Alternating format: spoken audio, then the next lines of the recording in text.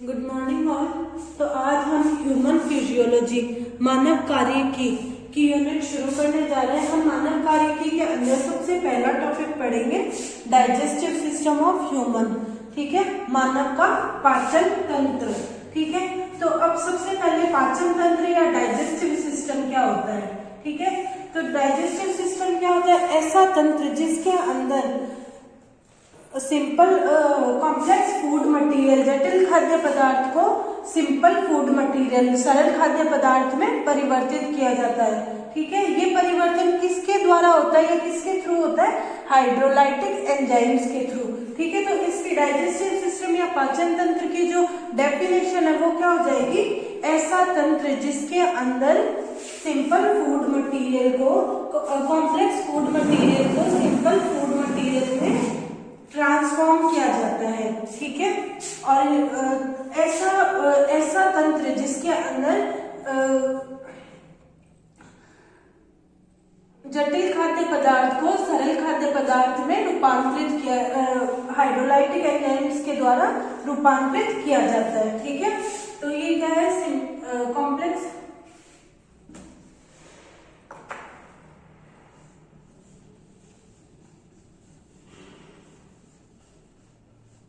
Complex food material को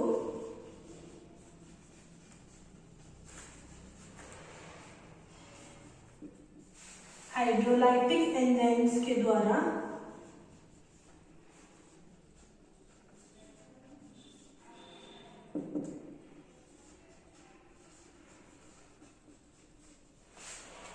simple food material में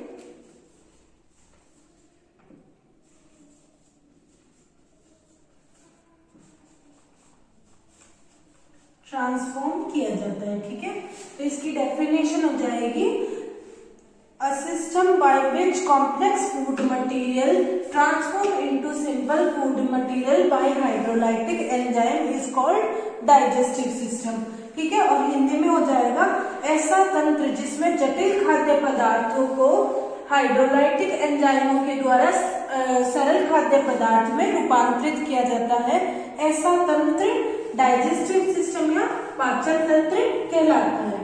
ठीक है, जो मानव में जो पाचन तंत्र होता है वो एलिमेंट्री कैनाल, आहार नाल और डाइजेस्टिव ग्लैंड्स, पाचक ग्रंथियों के द्वारा किससे मिलकर बना होता है?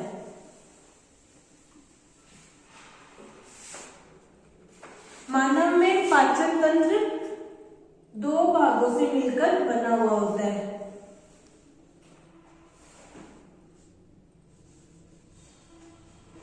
एलिमेंट्री कैनाल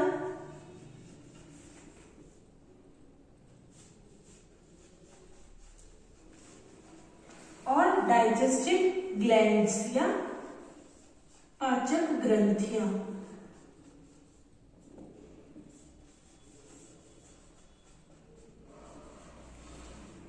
आहार नाल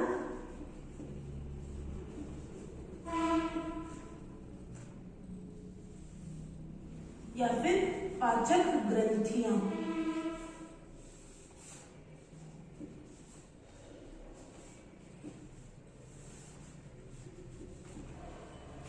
आहार नाल और पाचक ग्रंथियों के द्वारा मानव का डाइजेस्टिव सिस्टम या फिर पाचन तंत्र बना हुआ होता है।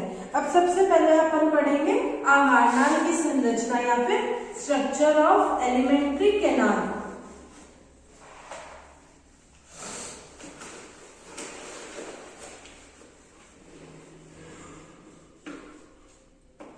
सबसे पहले पढ़ेंगे स्ट्रक्चर ऑफ एलिमेंट्री कैनाल, आहार नाल की संरचना।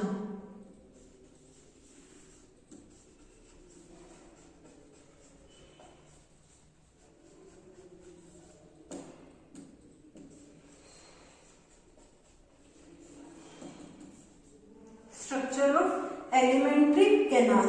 ठीक है, तो एलिमेंट्री कैनाल क्या होती है? एक लंबी ट्यूब के समान संरचना होती है जो कि मुख, माउथ से शुरू होकर एनएस तक होती है। ठीक है, जो कि मुख से शुरू होकर गुहा तक होती है। ये जो स्ट्रक्चर, एलिमेंट्री कैनाल की जो स्ट्रक्चर होती है ये कॉइल्ड होती है, घूमी हुई होती है ना, धागेनुमा होती है। और ये पेशीनुमा संरचना होती है, ठीक है। इसकी जो लंबाई होती है वो ह्यूमन के अंदर 4.5 मीटर तक की होती है जब वह जीवित होता है, ठीक है। जब ह्यूमन अलाइव होता है, लिविंग बीइंग में ना, ये 4 से 5 मीटर की इसकी एलिमेंट्री कैनाल की लंबाई होती है, परंतु मृत्यु के बाद ये कितनी हो जाती है, 7 से 8 मीटर की। डेथ के बाद में हो जाती है 7 से 8 मीटर की इसकी लंबाई हो जाती है, ठीक है। फिर है एलिमेंट्री कैनाल के निम्न भाग होते हैं। एलिमेंट्री कैनाल टोटल 10 भागों से मिलकर बनी हुई होती है। सबसे पहले माउथ इसको बोलते हैं मुख। दूसरी है बक्कल कैविटी, मुख कुहिका।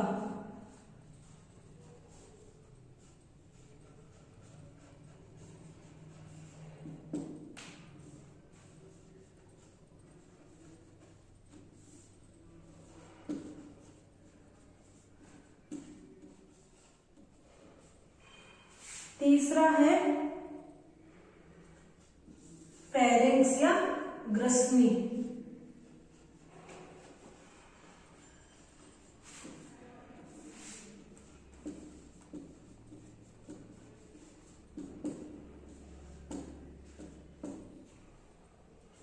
फोर्थ है ऑइसोफेगस या ग्रसिका।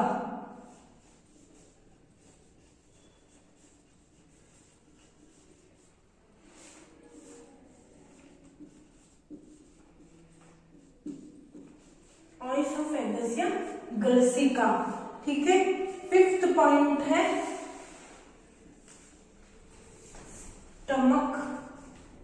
स्टमक या आमाशय।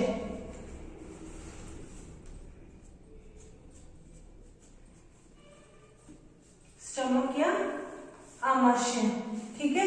उसके बाद में आता है स्मॉल, ये 5 ये हो गए, माउथ मुख, बक्कल कैविटी मुख गुहिका, फेरिंक्स ग्रसनी, ऑइसोफेगस ग्रसिका, स्टमक आमाशय।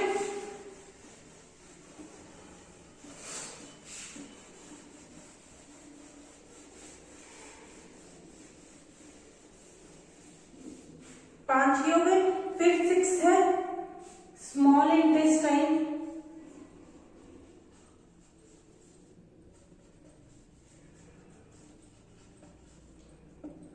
इसको छोटी आंत या फिर क्षुदांत्र बोलते हैं। छोटी आंत या फिर क्षुदांत्र, ठीक है। फिर 7th है लार्ज इंटेस्टाइन, बड़ी आंत या फिर वृहदांत्र। वृहद मतलब बड़ा,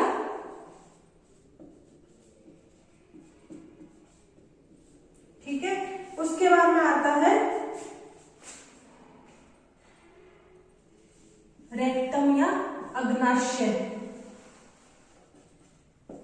रेक्टम या अग्नाशय। फिर लास्ट आता है 9th, जो कि है एनस या गुदा। तो ये जो एलिमेंट्री कैनाल है ये माउथ से लेकर एनस गुदा तक फैली हुई होती है, ठीक है। लंबी ट्यूब जैसी स्ट्रक्चर या संरचना होती है, ठीक है। तो अब सबसे पहले अपन पढ़ेंगे माउथ।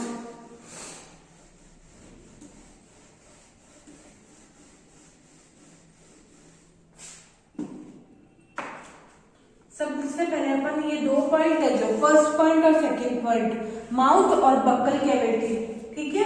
माउथ और बक्कल कैविटी क्या है अपन साथ में पढ़ेंगे। फर्स्ट और सेकंड पॉइंट जो था माउथ मुख, बक्कल कैविटी मुख गुहिका, ये दोनों पॉइंट्स अपन साथ में पढ़ेंगे। Mouth and buccal cavity.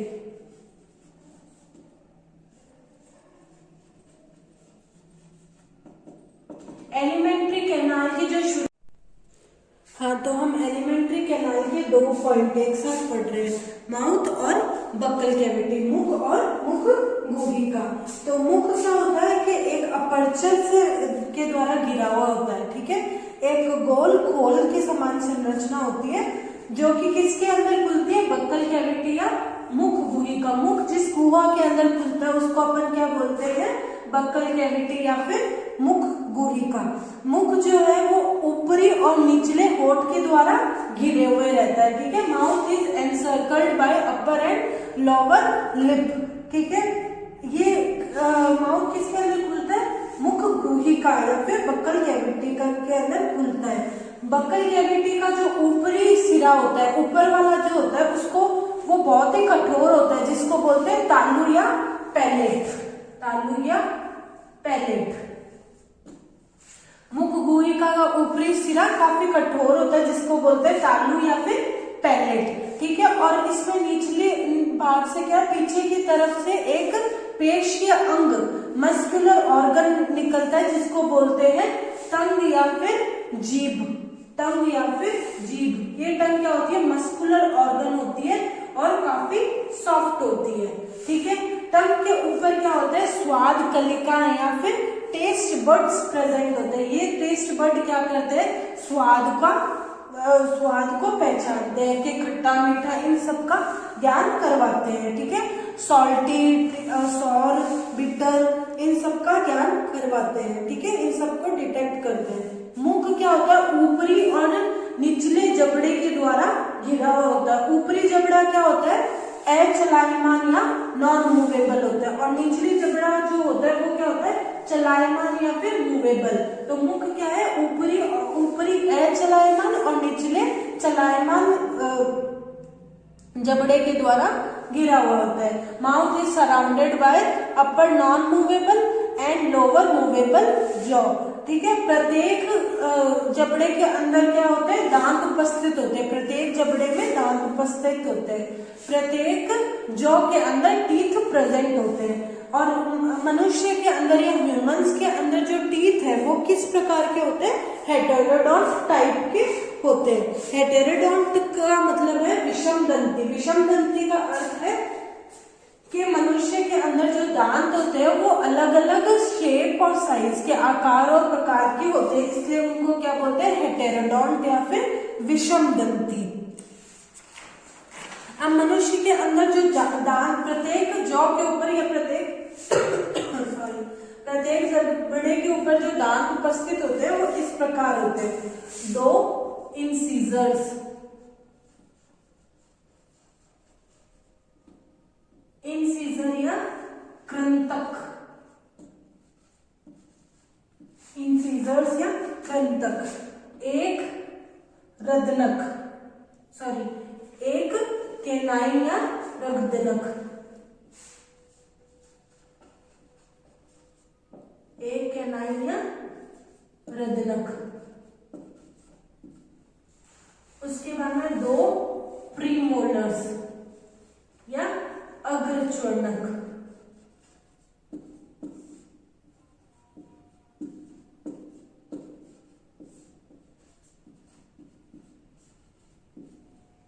फिर है 3 मोलर्स या च्वर्णक।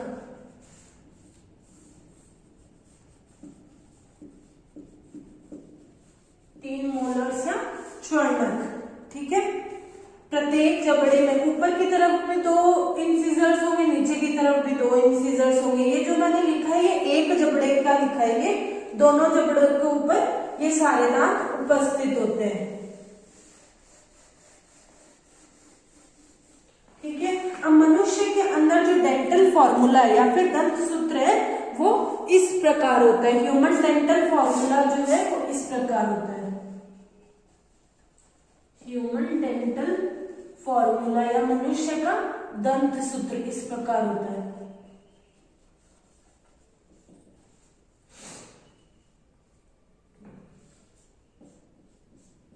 ऊपर की तरफ 2, नीचे की तरफ 2। फिर आता है कैनाइन। कैनाइन कितने होते हैं? एक ऊपर की तरफ, एक नीचे की तरफ। फिर प्रीमोलर, ऊपर की तरफ 2, नीचे की तरफ 2। फिर आता है मोलर, ऊपर 3 नीचे 3 इंटू 2। ठीक है। टोटल मनुष्य के अंदर टोटल 32 दांत होते हैं और ये दांत 2 प्रकार के होते हैं, ठीक है। मनुष्य के अंदर जो दांत का आना है वो 2 बारी में होता है, ठीक है। मनुष्य में दांत अपने जीवन काल में 2 बार आते हैं, इसलिए इसको क्या बोलते हैं, डाइफोडोंट, ठीक है। क्योंकि मनुष्य के अंदर पूरे जीवन काल में या पूरी ह्यूमन के लाइफ साइकिल में 2 बार दांत आते हैं। जो पहले वाले जो टेम्पररी टीथ होते हैं उनको बोलते हैं मिल्क टीथ या फिर दूधिया दांत, ठीक है। ये 6 से 7 की एज के बाद में झड़ जाते हैं और इन मिल्क टीथ या दूधिया दांत के झड़ने के बाद में जो टीथ आते हैं इनको बोलते हैं परमानेंट या स्थायी दांत, परमानेंट टीथ या स्थायी दांत, ठीक है। अब हम पढ़ेंगे स्ट्रक्चर ऑफ टीथ।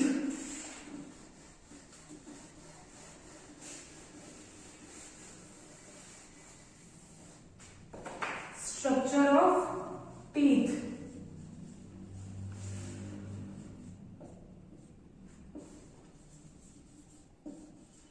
दांत की संरचना, ठीक है। दांत क्या होते हैं, कठोर होते हैं और इनके ऊपर एक परत उपस्थित होती है जिसको बोलते हैं इनेमल की परत, इनेमल की शीट प्रेजेंट होती है, ठीक है। और जो दांत होते हैं ये 3 भागों से मिलकर बना हुआ होता है, मतलब एक दांत के 3 भाग होते हैं। सबसे नीचे वाला भाग जो कि जौ के अंदर स्थिर होता है उसको बोलते हैं रूट, ठीक है। जो कि जौ के या जबड़े के अंदर धसा हुआ होता है निचला भाग जिसको बोलते हैं रूट, ठीक है। उसके ऊपर का जो भाग होता है उसको बोलते हैं नेक या फिर ग्रीवा, ठीक है। रूट या जड़, नेक या फिर ग्रीवा। और सबसे ऊपर का जो व्हाइट पार्ट होता है उसको बोलते हैं क्राउन या फिर शीर्ष। इस क्राउन के ऊपर क्या होती है कि एक परत पाई जाती है जिसको बोलते हैं इनेमल की परत, ठीक है।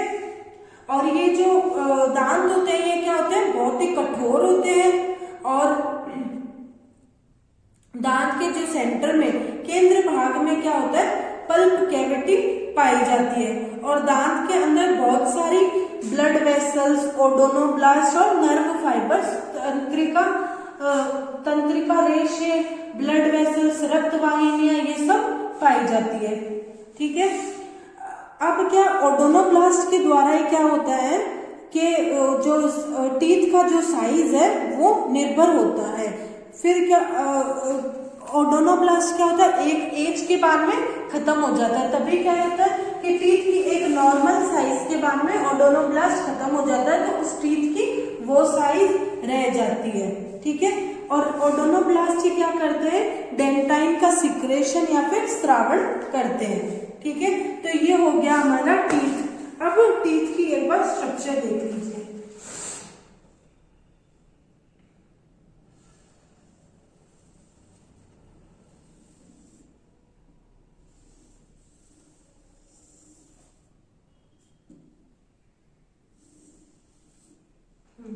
इसका ये जो नीचे वाला भाग जो कि जबड़े के अंदर धसा हुआ रहता है इसको बोलते हैं रूट या जड़, ठीक है।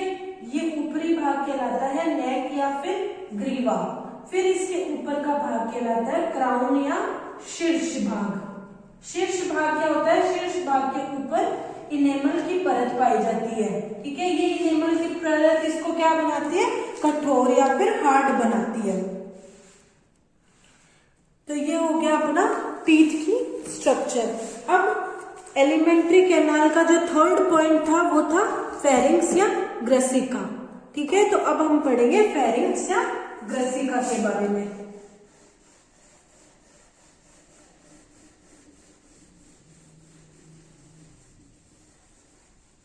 एलिमेंट्री कैनाल या आहार नाल का जो तीसरा पॉइंट था वो था फेरिंक्स या ग्रसिका। फर्स्ट और सेकंड पॉइंट था माउथ और बक्कल कैविटी, ये दोनों पॉइंट हमने साथ में पढ़े थे। अब तीसरा पॉइंट आता है फेरिंक्स या फिर ग्रसिका, ठीक है।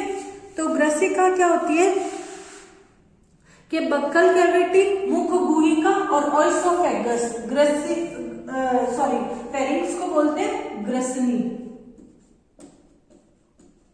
ठीक है, तो फेरिंग्स क्या होता है, मुख गुहिका, और जो चौथा पॉइंट है वो कौन सा होता है, ग्रसिका। तो फेरिंग्स क्या, मुख गुहिका और ग्रसिका के मध्य का भाग है। फेरिंग्स क्या है, मिडल पार्ट है किसका, बक्कल कैविटी और ऑइसोफेगस का मिडल पार्ट है। ठीक है, ये क्या होता है कि this is a common passage for digestive और रेस्पिरेटरी सिस्टम। ये क्या होता है, फेरिंग्स क्या, रेस्पिरेटरी सिस्टम और डाइजेस्टिव सिस्टम का क्या है, कॉमन या फिर दोनों का सामान्य पथ है फेरिंग्स। रेस्पिरेटरी सिस्टम या फिर श्वसन तंत्र और डाइजेस्टिव सिस्टम पाचन तंत्र दोनों का सामान्य पथ है। Posterior to pharynx there are two opening, glottis and gullet, है ना। इसमें pharynx में दो ओपनिंग्स या फिर दो ओपनिंग्स पाई जाती है, ग्लॉटिस और ग्यूलेट, जिनको बोलते हैं ग्लॉटिस और ग्यूलेट।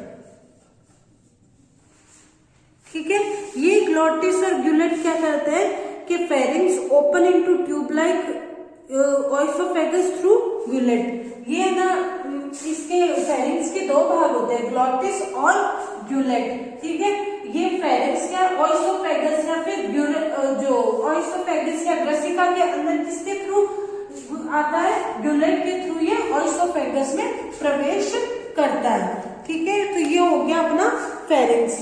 अब जो फोर्थ पॉइंट है वो है ऑइसोफेगस।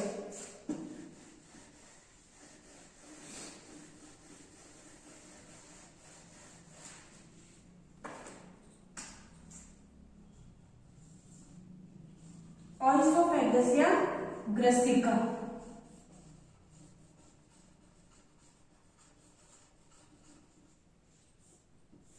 ऑइसोफेगस या फिर ग्रसिका। ग्रसिका क्या होती है, ये मस्कुलर पेशीय ट्यूब समान संरचना होती है,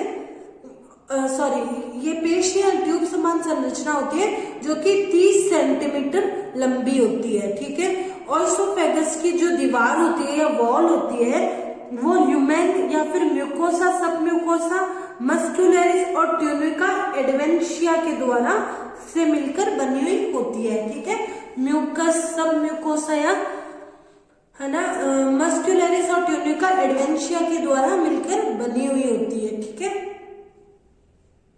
अब जो ऑइसोफेगस है उसके बारे में अपन नेक्स्ट क्लास में पढ़ेंगे।